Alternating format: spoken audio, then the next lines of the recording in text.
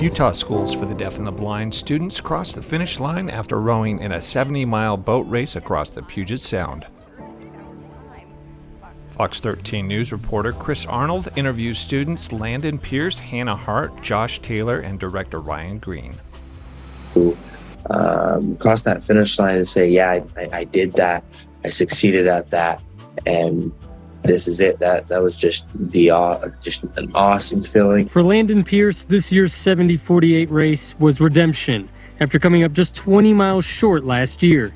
Last year was a little rough. The weather was definitely a lot worse than this year. So Pearce and others decided to run it back this year and give the race another try. These students and chaperones from Utah Schools for the Deaf and Blind spent months preparing. We met up for different practices, like in Powell and Willard Bay, to prepare to make sure we were ready. The group pushed off from the dock in Tacoma, Washington Friday night on their 48-foot Cata canoe, setting off on a 70-mile journey filled with plenty of obstacles and challenges as they rowed their way toward their final destination in Port Townsend.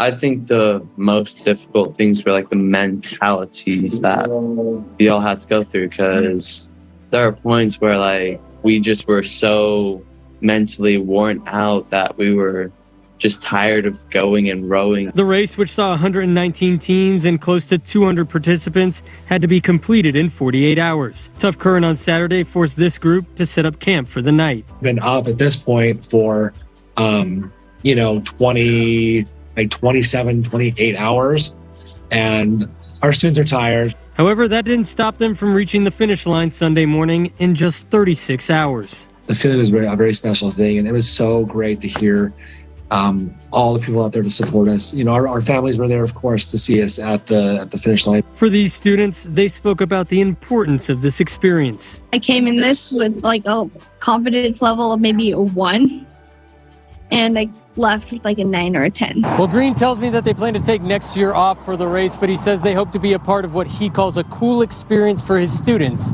again in the future. In Salt Lake City, Chris Arnold, Fox 13 News, Utah.